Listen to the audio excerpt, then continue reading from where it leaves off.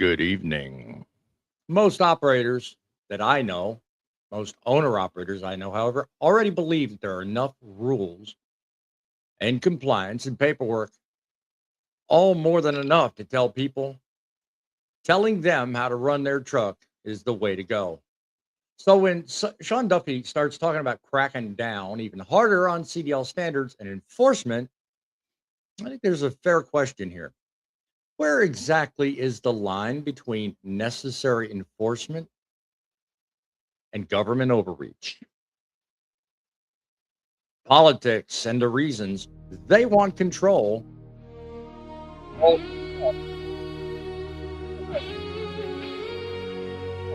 on trucking.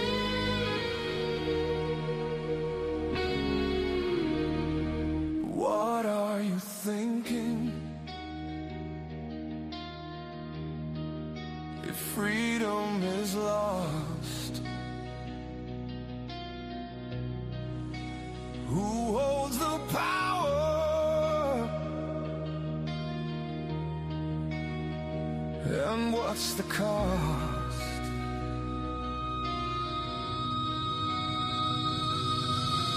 Politics ruins the open road. Make it stop, make it stop. Politics and the open road. And make it stop or make it rock. The circle gets smaller and more defined. What's really behind the daily grind? When will we see the story behind?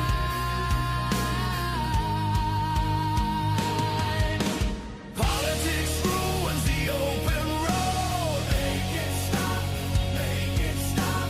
Politics and the open road. Make it stop or make it rock.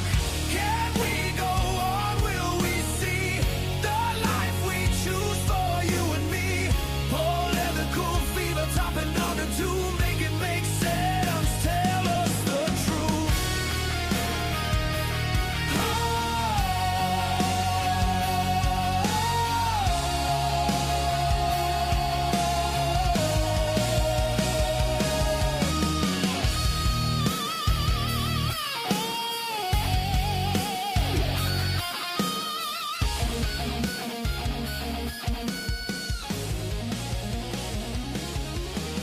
Politics ruins the open road. Make it stop, make it stop.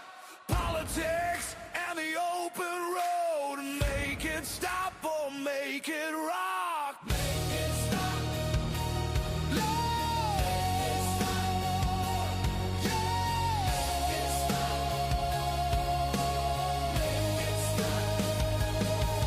The trucker is the hero. So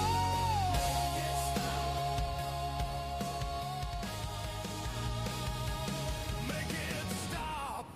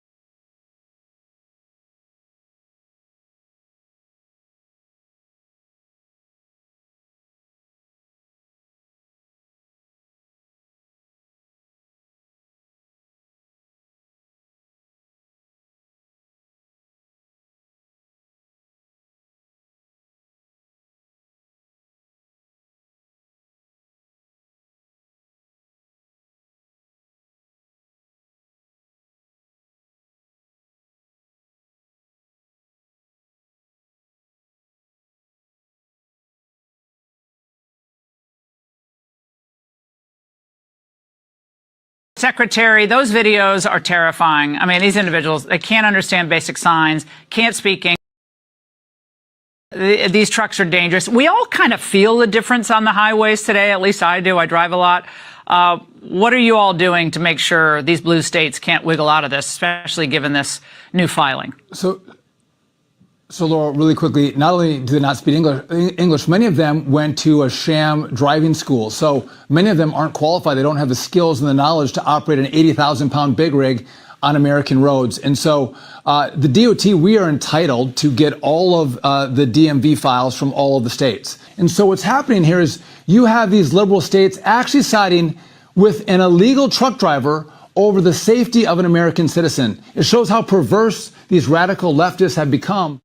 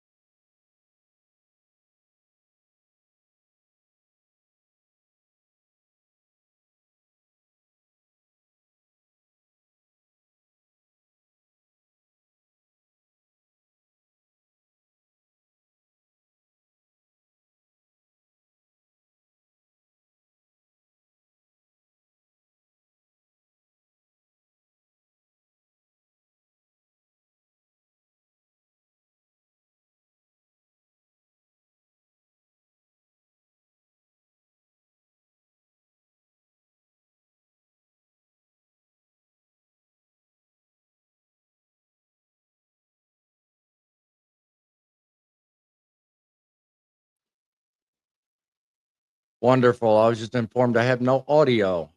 Hopefully everybody can hear me. Let me bring up my panel just to be sure. Grumpy, you hear me all right? I can now. I don't know what happened to you a while ago. I could hear the B-roll play, but I couldn't hear you. I was saying, Fate, you jinxed me. There's a technical issue, and you're the cause of it. uh-huh. Uh-huh.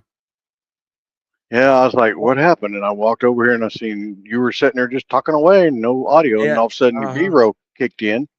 I could hear that, but when you came back, still no audio. I'm actually going to blame your streaming software we messed with earlier. That might have played with. I don't know. Anyway, we'll start over. We'll start over from what makes the best sense. Anyway, there's really two conversations going on. You guys heard the B-roll clip. I'm not going to go through everything, but suffice it to say, there's two conversations happening at the same time. Sean Duffy's making an argument about enforcement and CDL integrity and non-domicile licenses in states that he believes aren't cooperating. But then all of a sudden politics walks in the room. Suddenly it's no longer just truckers trying to get the job done. It suddenly becomes Democratic governors on one side and the federal government on the other side.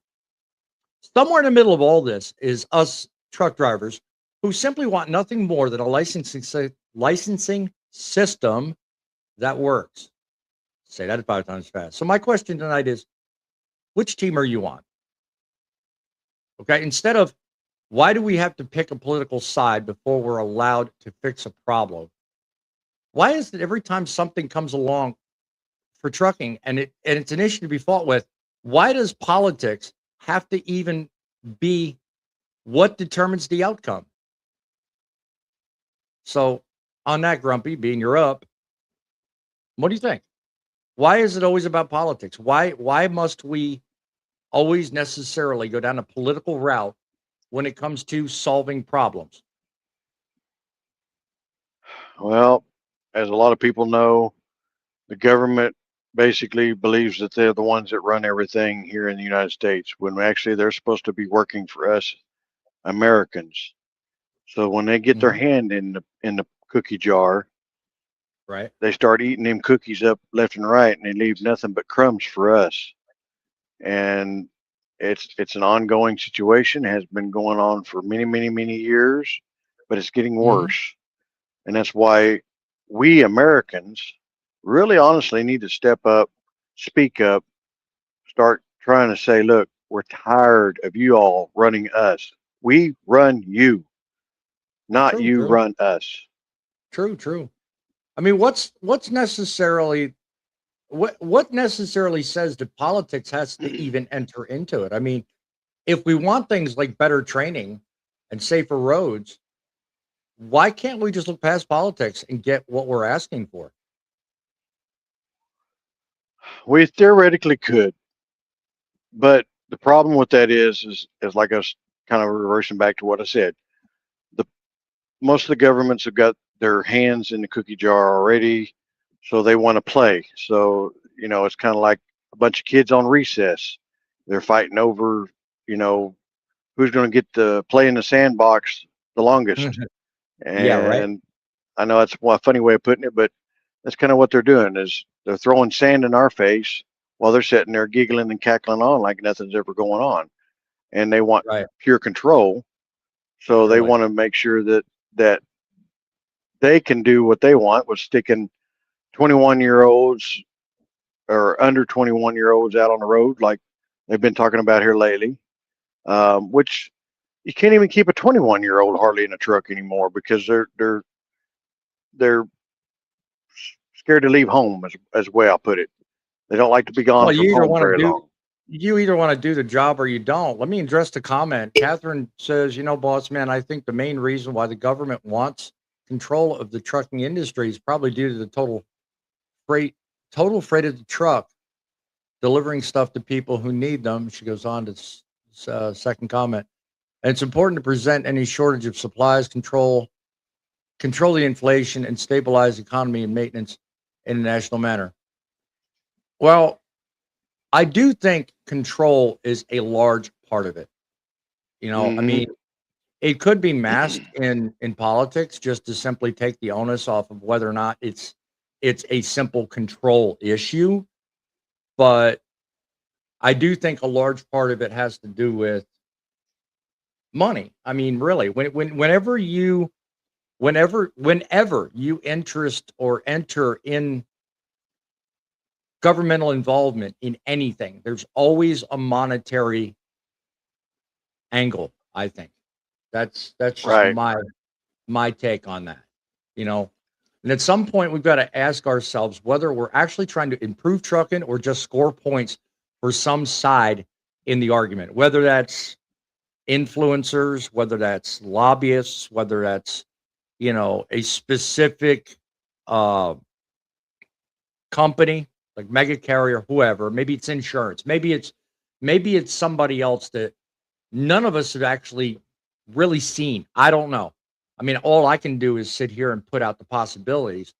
You and the audience can pick up on it and give me your thoughts, but I happen to think there's a lot of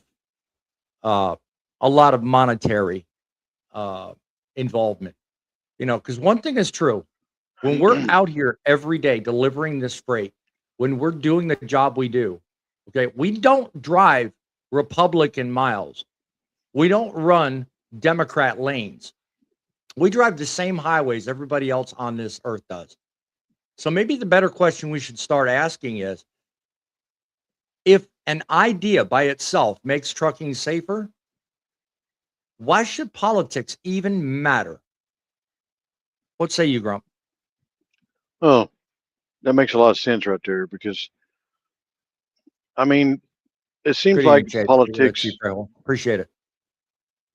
seems like Go ahead. politics are always playing a role in what we do as drivers out here, whether it be a company driver or if we're an owner operator. Yep. And half the time it really hurts the owner operators,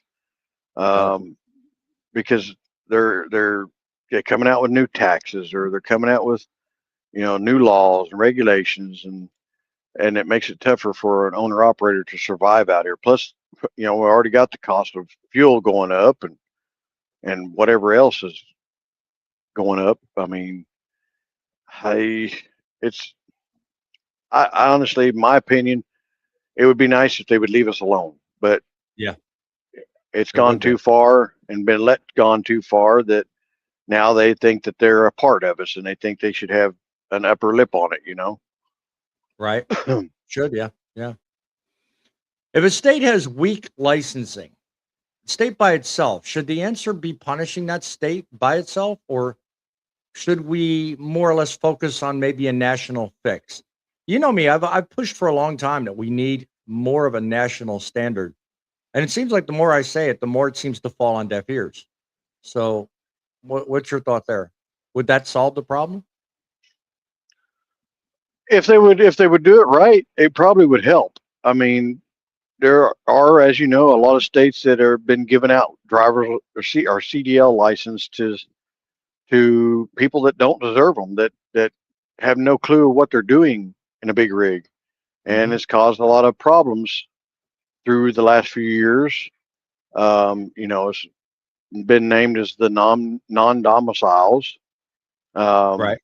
But I mean, for that matter, it doesn't necessarily have to be a non-domicile. It can actually be someone, a normal American here that said, they go send them to a school, they get their CDL, and they still don't really know what they're doing because they haven't been Yeah. properly trained. Yeah. That's where mentorship would come in very handy, where you're able to work with that person for a long period of time, Right. let them understand, what they're hauling here, how the truck reacts through the mountains, downgrades, upgrades. Okay. I mean, there's a lot to it. And just like what Sure. Cheap Freight Hauler's saying there, the 18 plus for CDL has been around for a long time, yes. It But has. you're having to work only in the state that your CDL license is good for until you turn 21. And then you have to go have your license upgraded and have that restriction taken off. Yeah. So unless your state has mountains in it, then how are they going to know how to drive through mountains? Because what if they're licensed in Texas? There No, ain't no mountains down we got there. that same concern with, these automated machines, which is a whole different discussion than geared for Yeah. tonight. But I mean, the same could be said for that as well. Yep. Let me put a different spin on this. If bad actors, i.e., the out of country fraud style chameleon carrier types that we've talked about on many other shows, if they're entering trucking through what we consider is weak standards, the very ones that Duffy was kind of battling about and talking about, aren't people like you and me actually ultimately paying for that through like the cost of our insurance and everything else that we happen to deal with that gets increased I every can guarantee it's quarter, got almost every year? a big influence on that. And Mhm. yes, our government could put a stop to that very quickly, very easily, Yep. but they're still allowing them to get, ICC numbers and all that stuff through them, and it's ridiculous. There's Yep. no sense in it. Very true. It's all about, I think it rolls back to the factor of American dollar. If they know they're going to make a profit from it, they don't care. Think. And yeah, I really do. Okay. Yeah.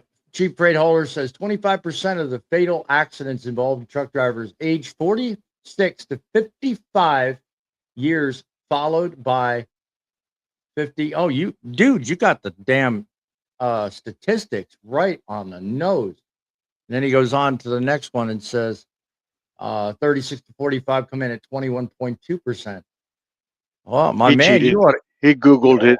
well, hey, he's on the nose. I mean, he's right there with another group of good truckers that I really admire and I welcome to the show frequently.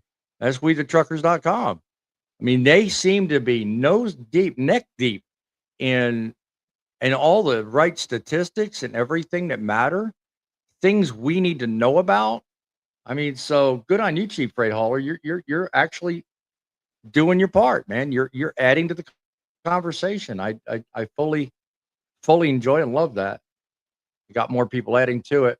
He goes on, Fate Trucking, competing with against UFC 330. You go up. Really? UFC. I'll pretend I'm not offended by that. Mhm. Then he goes on to say 18 to 25 years of age, 6.3%. All right. So you keep going with your Google old bad self. It's right on. It's right on the FMCS ways. Yeah, good point. Good point. Yes, it is right on the FMCSA website. So yes, good point that he's making though. Let me see. Get back to making sense here. So my next thing is, look, we got to get back to basics when it comes down to it. All right. I'm going to introduce a term which I hope sticks. Okay, Mhm. follow me here because I hope this makes sense. All right, it's called the Party of Truckers. Think about this. Why does fixing a trucking problem always have to turn into a Republican versus Democrat issue? If the problem is bad training, fix the training. If it's weak vetting, then we fix the vetting, right? If CDL standards are inconsistent from one state to another, then let's build standards professional drivers can actually trust. Because out here, truckers like you and I running I-80, we're hauling regular freight. We're not hauling Republican freight or Democratic freight. We don't care about the party it's associated with. Again, we're one party, one group of truckers. We're hauling America's freight. Maybe that's the problem. Maybe everybody's involved is saying something different than what we truly feel is going on here. We're always being asked to choose between political parties, and when there's another party sitting right there at Washington, they keep forgetting about the obvious party that matters, and that is the party of trucking. You've got everybody up in Washington fighting Democrat-led issues, and you've got Republican-led issues. But nowhere in it are trucker-led issues. And that party ought to be able to agree on qualified drivers. Party of trucking should want fair enforcement. They should insist on consistent standards. And from that, get safer highways. And the rules don't punish people already doing the job in the right way. So quit asking me which political side should win. And let's ask the party of trucking what really works, because you know what? Safer roads shouldn't belong to a left or right or red or blue issue. They belong to everybody that travels down the same road looking to accomplish the same American dream. So let me ask you in the audience, put it in the comments, tell me what you think. Can we raise standards without creating another layer of government bureaucracy for people like you and me and the regular small carriers that have to drive through and hoop through just to get the job done? Let me know what you think in the comments. Tell me, what do you think, Grump? Well, unfortunately, unless we, the truckers, and I'm not talking about the website, I mean, I'm talking about us drivers, try to come together and get along with each other and help push the issues that need to be fixed in our industry and the things that do not need to be fixed, it's still going to be controlled by our political parties, whether we like it or not. That's the only way we're really going to get out there and let them know, hey, we're tired. We want this done or this undone. We need to speak for us, but only a select few are actually doing this. And I mean, there's what, millions of drivers out here that could actually come out and speak for themselves as well, letting the government know, hey, get your hand out of our cookie jar. We do this. We're the ones that make you the money. You know, that's our money you're playing with. Leave it alone. And that's what it's all about. It's usually the money that determines the outcome.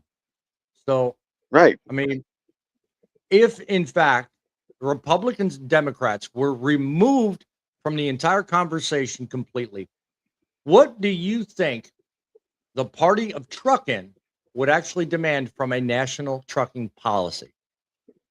What do you think, Grump? You know, I don't really know on that one. I mean, myself, if I wanted to have something like that, I mean, I guess you kind of have to just start up a petition type situation and start from there. And once you get a certain amount of signatures, maybe you can get some movement with the, with the Congress and Well, think the House about of it. I mean, what Representatives. Chief Freight Hauler is saying kind of makes a little bit of sense. Let's put a minimum to, what actually happens, because he says with age and experience comes competency.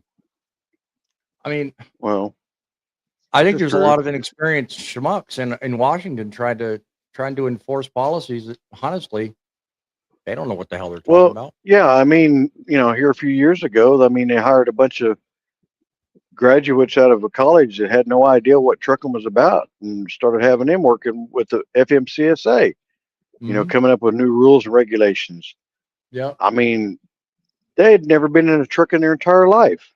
So they have Yep. no idea what it is. They're just going by what is told to them or what they read about.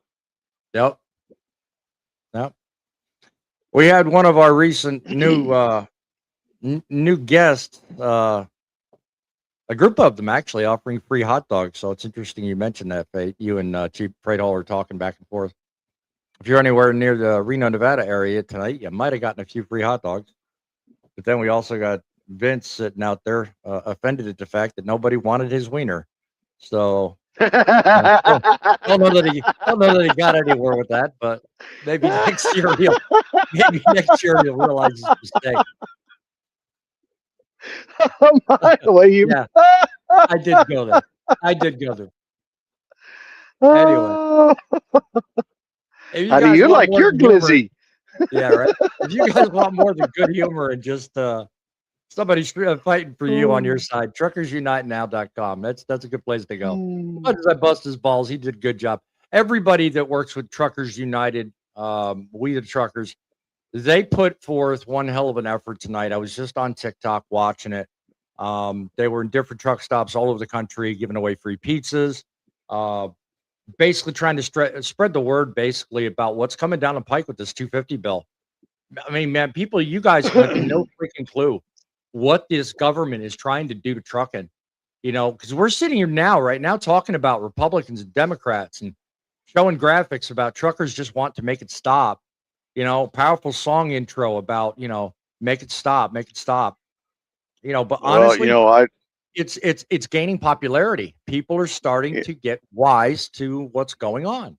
So, I created an actual video that stars me and Vince and Sean in it that we are discussing about that HB 250 bill. That right. if it's done properly and the funds are allocated properly, it might actually work. But we'll find out. It's to be continued. You never know. I mean, honestly, it's really crazy when you think about the lack of influence that the everyday American has over something as simple as legislating what's right versus what's wrong. I mean, it's all about money, and it's all about, what influence. It's who it's how much you can pay. That old pay to play thing with Hillary Clinton wasn't really that far off. It says so much more about the truth than people actually give credit for, because I mean, when you think about it, I mean, honestly, guys, truckers do move America. If it weren't for us, we'd be flat-footed and out of stuff, That's right. And yeah, I'm not really trying to take over the country. I'm not trying to take over trucking, but I'll be honest with you. I want to make one hell of a dent that people remember. We are the trucking party, and think about this. Think about if we actually got a change in mentality with enough of you out there seeing a video like this, to change the mentality of one party rule. I'm not talking about Democrat versus Republican. I'm talking the trucking party. Okay. We spent enough time tonight talking about Republicans, Democrats, Washington, governors, FMCSA, all this. Everybody's fighting over who gets control of trucking. So let's change gears for a moment. Let's forget the politics in everything for just a minute. Okay.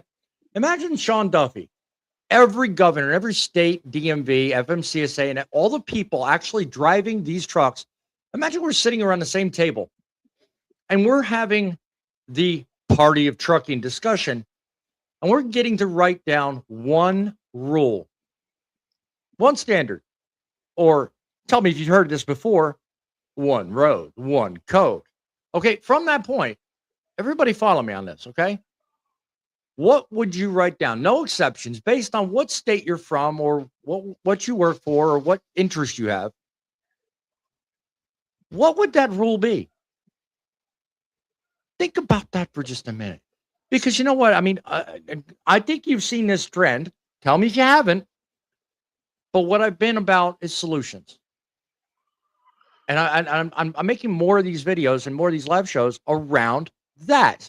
So that's what this segment is designed. That's why I say truckers move America. And if that's true, what would that one rule be that would cross party lines, get rid of the D or the R, the blue or the red, and actually make trucking great again? What would that be? I'll start off with you, Grumpy, because you're the only guest right now, because nobody else wants to show up because they're too much into their wieners and everything else. What would that one rule be? Well, just like I said earlier, minute. you know, it's Take a going to minute take to it's think going about to take a lot. It's going to take a Take a minute. take to us think about all.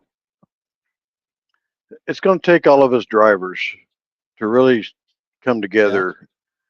And you know, some of us have been trying, and Yeah. I won't mention names or anything like that, but I'm just saying, you know, on the TikTok platform, a lot of us have been trying to come together, and then you got your Right. some that disagree. So instead of trying to agree and work things out, everybody comes apart. So it's what's going on with this is truckers used to be back in the 60s, 70s, and early 80s. All of us used to stick Right. together, you know. Yeah. We fought for what we did, you know, Yep. and that's where, of course, the OIDA came in, you know, and became a union. But Did you the really have problem to bring is, them into the I conversation? I brought Come this on up. I brought them up now. because they were supposed to be there to help, but now they're more for themselves than they are to helping us drivers, and it's sad to say. I've seen it time and time again. People have reached That's out, be- that's paid their that's because dues, I've said and it before. That's because of that freaking the dues thing. You know, got to pay your dues. yeah, Got to pay us. You yeah. know, they're taking It's a vacations. money. They're not really doing It's anything. it's a cash grab, is what it turned out to be, and it wasn't supposed to be that way. Everything turns out that, I mean, everything leads back to us with money, one way or the Really other. fake. Really? What? What's he saying? Oh, I haven't seen that. I come here to watch Fox News clips. Wrong channel, friend. He- Well, wrong He's channel. picking. He's picking. Yeah, he's picking on me. That's what he does. That's his way. Because everything else, they're just chatting between themselves. Hey, look. I mean, Uh, think about it. Maybe tougher training is on the thing. I mean, because that's what I think really is escaping everybody. Because everybody's talking about Democrat this, Republican that, you know, liberal this, communist that. You know, everybody's so focused on who's running what and what party they serve. Let's get back to the basics. You know, forget the paperwork, forget the obvious. But let's get back to proving that every driver can actually handle the equipment that they're looking to get into, rather than worry about whose money's behind it or what party has more influence. Let's get back to the basics. I mean, good Lord. At the end of the day, I mean, I should think people would want more, I mean, at least more safety in trucking, you know? that is one key that I don't factor that plays. I mean, safety is a big thing, and it's getting even worse now Yeah. since, you know, people are worried about these autonomous vehicles that they're all out about. And I'm not just talking about Yep. autonomous trucks. I'm talking about autonomous cars too. Mhm. There's there's a lot of Yeah. things going wrong with them already. I mean, because honestly, at And the end of the day, I think at the end of the day, I think everybody's forgetting the obvious, and that's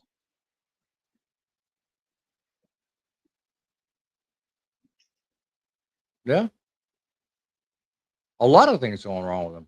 I think we've kind yep. of more or less proven that one. And You know, I mean, I've been a what part of commercial driver training driver. today do you think? Go ahead. Go ahead. Go ahead. I was just going to say, you know, I've No, I was going to ask been a a question, commercial but you've been driver a commercial driver. Go ahead. for 25 plus years. And now I'm finally had to retire due to medical issues, which a lot of drivers wind up having to do. Mhm. But I've seen a lot in my Yep. 25 years, and I mean a lot. You know, Yeah. one of the biggest things that I've noticed with any trucking, whether it's owner op or it's a big company, Yep. safety is usually what they're always pounding in your head. Need to be safer. We need this safety. They got safety departments Yep. that are constantly Yep. watching us. Yep. They put in cameras to watch us. All right. Well, that's all good, but you're going to have to make sure that somehow these drivers are going to have to get out there and actually check their stuff under their hood, check all their brakes, check all. I mean, most drivers nowadays have gotten so lazy. I hate to say it. They don't want to get out and check all this stuff. They'll sit in their truck for that 15-minute pre-trip or that 10-minute post-trip. You know, Mhm. they might go around and kick the tires or something like that, and that's sad. I've seen it done, and I'll be honest. I'm not perfect. I've been guilty a couple times of it. You know, a few times Yep. where I just didn't feel like doing it. But generally, I usually would do a pretty good pre-trip every morning. I'd get up, make sure all my fluids are good, make sure all my tires have got air in them, make sure my, you know, I ain't got no loose wire, all that good stuff. Everything is supposed to be done in a pre-trip. You know, may not take me a full 45 minutes as they say it should take, but I usually do it and I get it done. You know, now when I Yeah. hitch up to a new trailer, that was a different ballpark. At the last, not the last, Yeah. well, the last company I was with was pretty good about their equipment. Most of it was pretty good. But the company before last, it seemed like I never got nothing done. I was always getting put in the shop because their equipment Every was so time I faulty. talk to you, every time I talk to Yeah. you, you're always broke down or waiting at Lowe's or some crazy place. Yep, exactly. Because of and that leads back to improper pre-trip and post-trips that could have been fixed whenever another driver had a hold of that trailer. You know, Yep. and Exactly. that's a big thing. You know, drivers from years ago, before I even started, you know, back, like I said, back to 60s, 70s, and 80s and 90s, most of them Mhm. were pretty good about trying to keep their equipment going good because most of them were owner operators. Yeah. You know, big companies didn't start popping in until the late 80s, you know, mid to late 80s. Yeah. So the only time you really, as an owner operator, most of you would grab a different trailer and you'd have to check that out, make sure it was good to go. But your tractor, you stayed with your tractor the whole time because, of course, you owned it. But Yep. as we've gotten bigger and we've got these big corporations, a lot of the big companies, like i.e. JB Hunt, Warner, all them, Mm. they do Yep. what they call a post. I forgot what it's called, but you bring it into their shops and then they check it all out, kind of like having Mid-trip. yeah. Mid-trip. Yeah. And most drivers are like, well, it's going to go in the shop probably in another week. I'm not worried about it, and they just let it go and let it go. Well, that trailer could sit out there somewhere for 6 months to a year before it gets picked up, and you don't know that it's something wrong with it. Could You very know, well. Yeah. and I picked up a Yeah. few like that. So Mhm. it's boiling down to a lot of drivers, especially honestly, since now that we have ELDs and we have the manual transmissions are no longer. We're going to automatics, fully automatics. Drivers are getting to where they just don't care. They like just turn the key on and go. You know, like it's a car, Yep. like their personal vehicle, Yep. and it doesn't matter if it's an automatic or a manual transmission. That thing's still going to Mhm. break down. You're going to have issues. I mean, Every truck is going to. Let me tell you, we're precisely. talking about solutions for everybody watching this show. I mean, I don't just get up here and talk about Fox News clips and giving fake trucking some alternative place to watch. I'm all about solutions too. So, I mean, let me ask you, Grumpy, what part of driver training today do you think is the weakest? I mean, honestly, and if you're watching this, and whether you're watching it on the replay or currently watching right now, put something in the chat. Let me know. What part of driver I, training do you think is weakest and could use the most improvement? Classroom knowledge, behind the wheel time, testing? What? Give me ideas. Let's start making things happen that make trucking great again. What say you, Grumpy? that I'm going to say right now, a lot of that has to do with being a good mentor / trainer. Do you think that's the Someone that best is way around it? You think absolutely, that's the best because way? Yeah. I mean, it'd be like, okay, it'd be like if I took just use my son for an example. He's 20 years old. He technically qualifies where he could get a CDL for interstate right now. You know what I mean? Yeah, and it's Yep. just an example. Yep. It'd be like sending him to school here and then sticking him in an 18-wheeler and saying, "Here's the keys, drive off. You know, your load goes here. Pick it up here, take it to there." I mean, he's not been trained. So a good mentor / trainer is what most of them call them. Yep. I took the last time I trained, I was working for Crete, and I took a guy that he'd already had 6 months experience, but he still needed more time.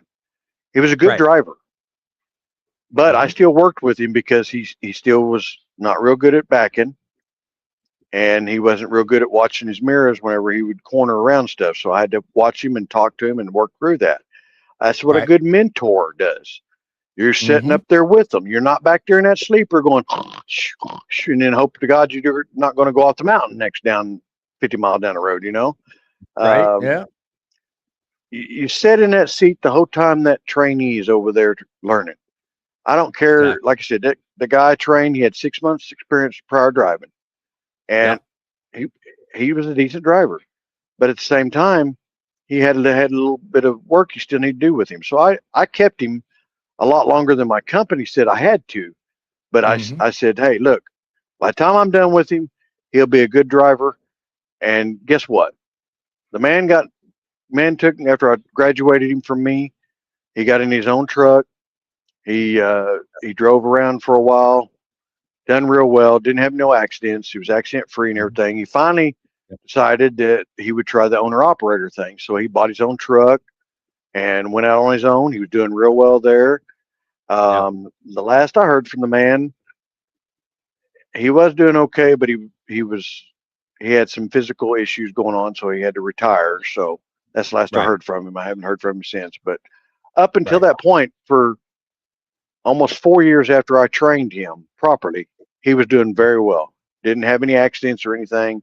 He just, I know his engine blew up in one of his trucks, which that Right. happens, but wasn't his fault.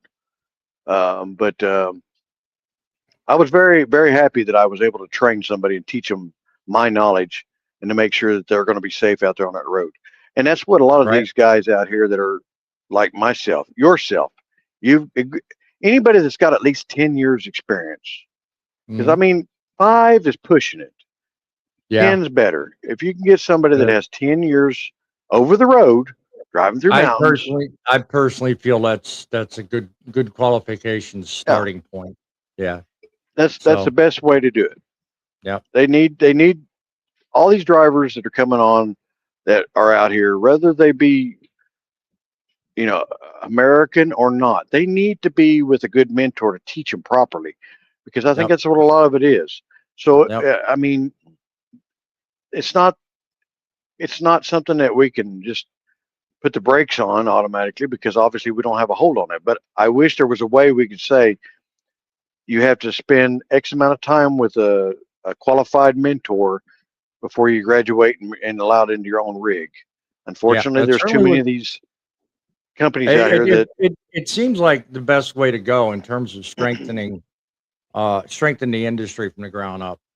Look, before we go yes, any further, if you guys want to help support a trucking channel that wants to help at the end of the day, inspire conversations just like this, I encourage you. Please go down below hit the join button, which will start you on a pathway to become a member, either through our Ditto Head membership or our Elite Founder membership levels. Either way, I encourage it. It doesn't hurt to contribute a little bit. It lets YouTube know you're supporting your favorite creator. And, it helps me go a long way to bring you more and more content.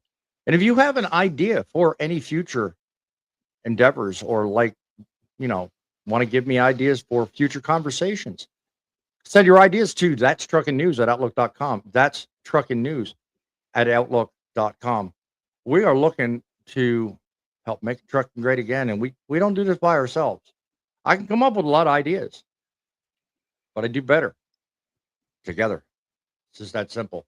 Why do you look like the Lone Ranger in that photo? In what photo? That one. I think I look more like Dog the Bounty Hey, old Hunter with Silver! a cowboy hat. Yeah, I think I'm look more like Dog the Bounty Hunter with a cowboy hat before I do anything.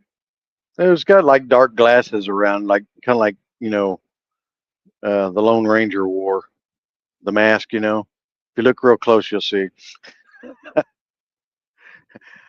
Where's Tonto? Lone Ranger or Dog the Bounty Hunter? You tell me in the chat. I want to hear your take. I'd be interested. I think I'm more like Dog the Bounty Hunter, but that's just it. The end of the day, Lone Ranger. Hush, boy, you're ruining my vibe here. The end of the day, trucking doesn't need to have another political team telling us what to think. It needs drivers that are willing to speak up. And we're willing to compare notes and actually put forth ideas and solutions that help make better things possible. If you believe conversations like this matter, do me a favor, go down below. If nothing else, hit the subscribe button. Definitely hit the like button on this broadcast. It makes all the difference. Become part of the community, helping to move these discussions forward. We can together make trucking great again. Also, keep an eye out for more coming from WeTheTruckers.com. I joke and I make a lot, of funny things about Vince, but I do it in a funny way. I really want to push the needle and help them get things going. By the way, tomorrow's broadcast, Frontlines, is going to be dedicated mostly to walking you guys through WeTheTruckers.com. I'm going to put my mark on their site, and we're going to see personally some of the beneficial things that happen with outfits that are trying to help send a positive message. We want to help people. We want to help trucking. And the best way to do that is to get people involved. Help them get engaged. Help them see what they're missing. So that to me makes the most sense. And we're going to do that tomorrow. So if you got a thought on a way to really make that happen better and add to it, by all means, let us know. Grumpy, parting thoughts before we end tonight's broadcast? Well, just keep in mind, if it wasn't for us drivers out here, well, you'd have to figure out how to get it yourself. You better be good at gardening and farming. That's all I can say. Because what we bring you is a must need. So, Yep. take care of us. We take care of you. Exactly. Yeah. At the end of the day, if we don't stick together and we don't do the things that need to be done, trucking's in trouble. Don't be afraid to ask questions. Don't be afraid to get involved, because at the end of the day, the more we sit back and think everybody else has got our back, the more we're going to find out that's not the case. Sean Duffy can get on Laura Ingram's all night long and talk about, every policy and every change they're making to non-domiciles. But I don't think he's doing it. I think he's just hitting a political mark, and that's about all he's doing. Never be afraid to challenge the obvious. Go against the grain. Make your positions known. Question the convenient answer. And always ask better questions. Because until you do, better questions are still one of the best ways we have to make trucking great again.